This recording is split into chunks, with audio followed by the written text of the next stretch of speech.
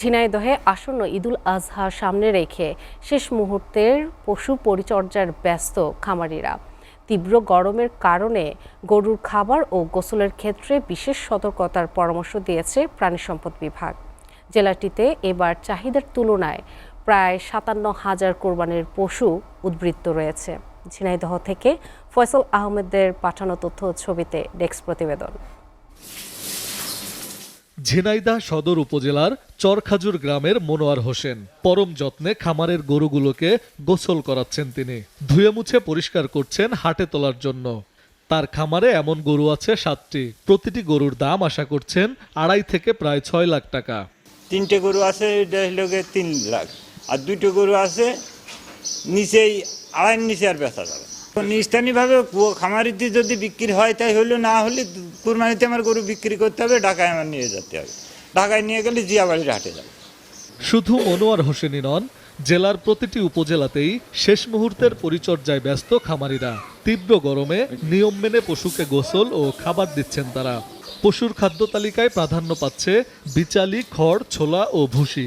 বাজারে ভুসি ও খৈলের দাম স্বাভাবিক থাকলেও বিচালির দাম কিছুটা কমেছে। তবে কিছু খামারি খাদ্যমূল্য বৃদ্ধির অভিযোগও করছেন। লাভজনক বিক্রির আশায় ৭ থেকে ৮ মাস ধরে এসব পশু লালন পালন করছেন তারা। গতবারের তুলনায় অনেক খরচ বেড়ে গিয়েছে এবছর। ইনশাল্লাহ যদি বাজারের পরিবেশ ভালো থাকে হয়তো তৃণমূল চাষিরা ক্ষতিগ্রস্ত হবে না। খামারিতে খুব ভালো ভালো সৌন্দর্য গরু হয়, তা আশা করি আবার গরু ভালো দাম পাবে। গরু কাটা খুব সুন্দর হয়েছে। আমরা 7 মাস খামারে রাখি গরুগুলা, রাখার পরে কুরবানির সামনে গরুগুলো সবই বিক্রয় করে দিই। খাওয়াই ভুসি, খোল, বিচালি, মানে তান্ত্রিক যেগুলো আছে, প্রাকৃতিক যেগুলো ভালো খাবার সেগুলা।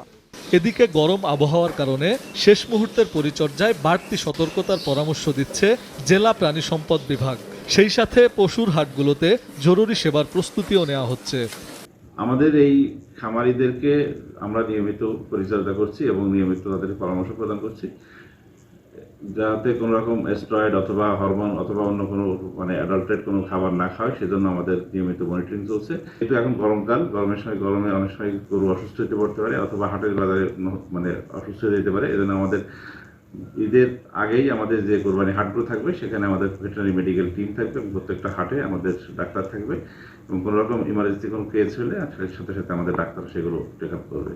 প্রাণী সম্পদ বিভাগের তথ্য মতে চলতি বছর জেলায় 18,780টি খামারে কোরবানির জন্য 93,572টি গরু এবং 1,48,000 ছাগল প্রস্তুত করা হয়েছে, যা জেলার চাহিদা মিটিয়ে উদ্বৃত্ত থাকবে 56,977টি পশু।